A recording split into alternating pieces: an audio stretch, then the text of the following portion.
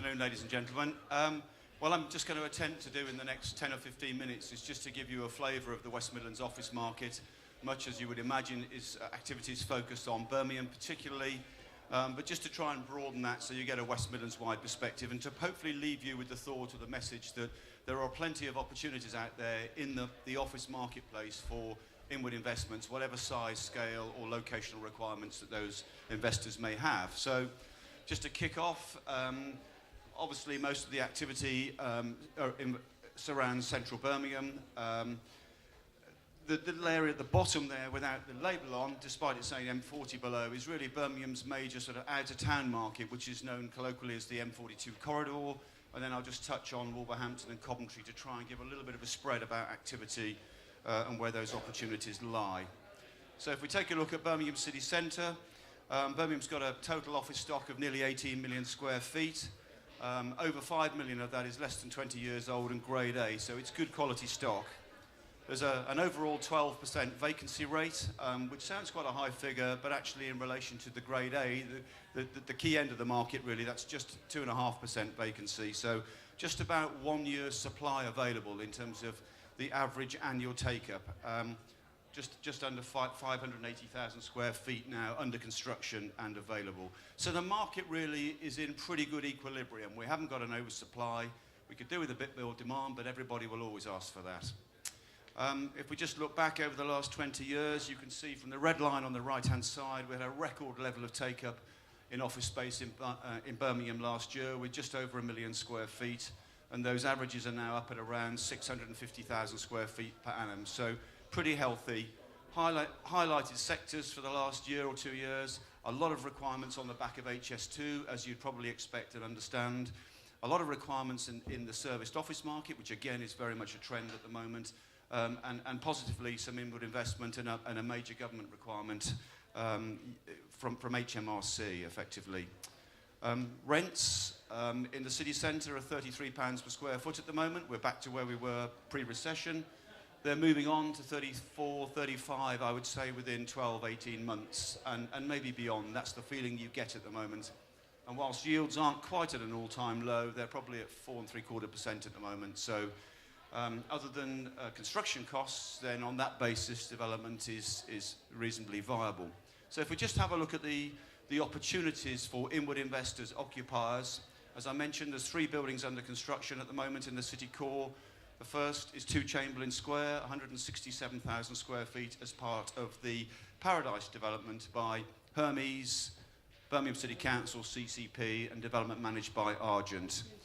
Due for completion in September next year. Very impressive and just coming out of the ground now as we speak. The second building under construction is 3 Snow Hill by Ballymore, funded by M&G. This, I think, is the largest ever speculative construction, office construction or office development outside of London at 410,000 square feet. The glazing's going on as we speak. Again, guide rents £34 per square foot plus. Completion in Q2 2019. So, you know, within 18 months really of, within a year of occupation for any major inward investor.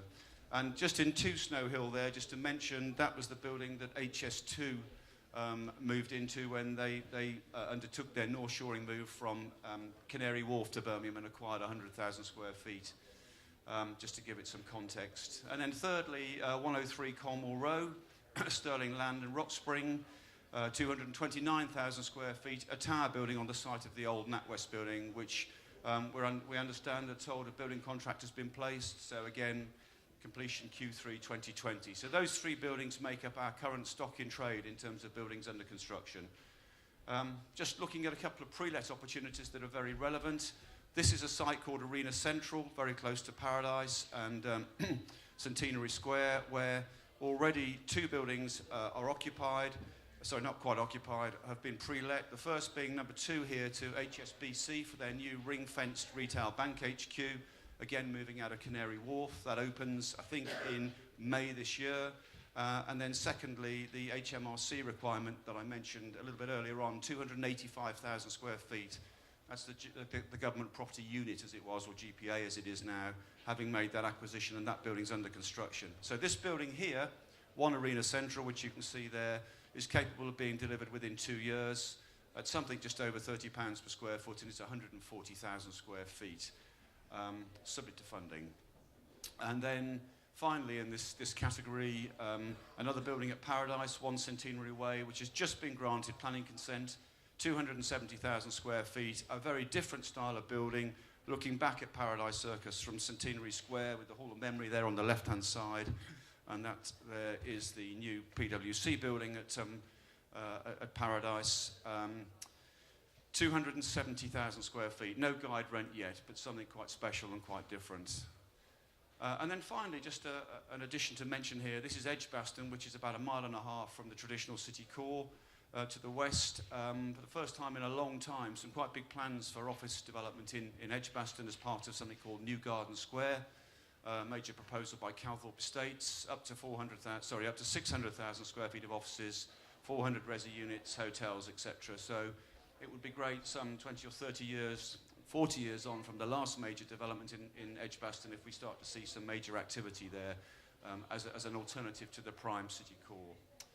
So just touching on the M42 corridor, a bit less detail here, but average annual take-up's about 350,000 square feet in that market over the last 5 years, a little bit down on the record year of 2015, and grade A rents there at the moment are around about £23.50 per square foot. And these examples here really sort of tell you what that market is about. They're mainly larger scale or medium-sized refurbishments, buildings that have existed for 20 years, but they offer a good spread of opportunity from 120,000 square feet, down to 30,000 square feet for inward occupiers, indigenous occupiers, North Shorers, or indeed overseas occupiers that specifically want to be on the southern part of that motorway box around the conurbation.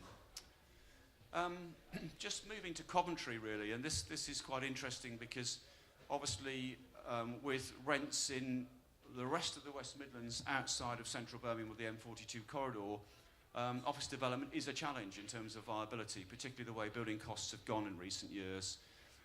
Coventry's got a total stock of about 8 million square feet, of which at least 80% of that stock is out of town, so it's very much an out-of-town market.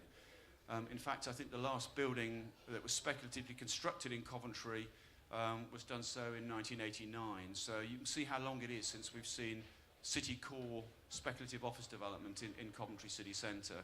There's been quite a lot of activity, and that activity has been driven by pre-lets and forward sales in the main to those types of occupiers. Tend to be fairly manufacturing driven as well.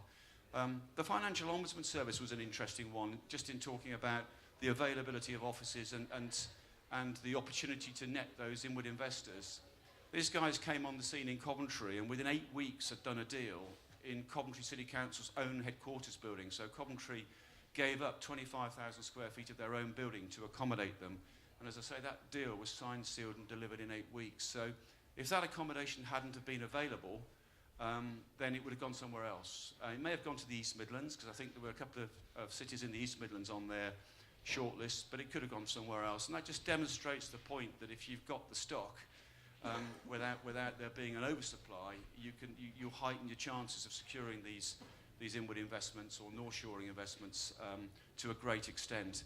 Obviously, Coventry's looking to capitalise on the City of Culture appointment 2021, and there's the peak rents, £22 per square foot, city grade A, and out of town £16.50. So this is Friargate.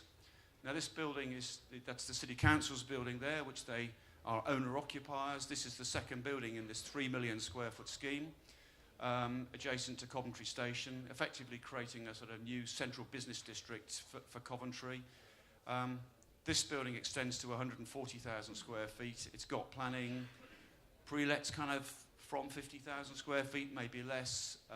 Funding is the issue, but there's discussions going on at the moment between the developer, Friargate LLP, Cannon Kirk, the local authority and WMCA about hopefully bringing this building forward speculatively. And after 40 years of no development in central Coventry, this would be, if that could happen, would be a great asset. And I think it's truly one of those cases where if this gets built, then occupiers will come, whether they come locally, out of town, in town, or whether they come northwards from London with a 59-minute train journey from Coventry to Euston.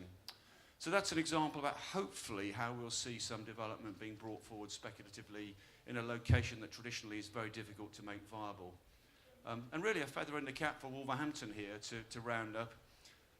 That's been even more of an issue for Wolverhampton, where rents historically were sort of 14, 15, 16 pounds per square foot. The last development in Wolverhampton, speculatively in the city core, was 1985, so we're going back a long time. And Wolverhampton actually funded their own scheme, built their own scheme, delivered by ION, who you saw present earlier this morning if you were here. I-10 at the interchange scheme, so they built 50,000 square feet, speculatively, quite brave for a city council. It was fully let just post pre-C. So again, an example of if you can deliver something, then the chances are, in this kind of marketplace, then there are occupiers out there. They're mainly local occupiers there, though, I have to say, rather than inward investors. And then, again, as you probably saw this morning, that's followed by the I-9 scheme, another 50,000 square feet speculatively, which has got planning, it's now got funding, and I can't remember the start date, Tim, but not too long away to deliver another 50,000 square feet speculatively with completion in early 2020. So what we're seeing there really is examples of locations where traditionally it's been quite difficult through viability challenges to make development happen, and we're now seeing it begin to happen. So concluding remarks, really, just to give you that flavour. Record take-up of offices in Birmingham last year and a pretty healthy take-up across the region. I don't think it feels like that's going to change this year or next, subject to broader issues in the economy, heaven forbid. But after decades of inactivity, we're seeing one or two other cities now that are finding ways to bring development forward speculatively, which is a positive.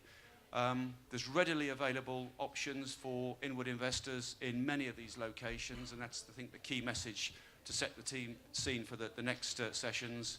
And at the moment, HS2 is remaining a real catalyst for growth. There's lots of requirements from Tier 1, Tier 2 suppliers to the HS2 process who need office space, so that's been very healthy.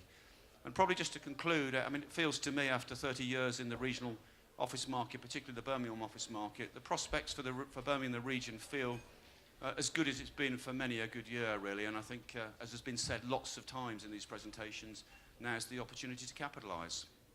Thank you. Thanks very much, Ian. Thank you.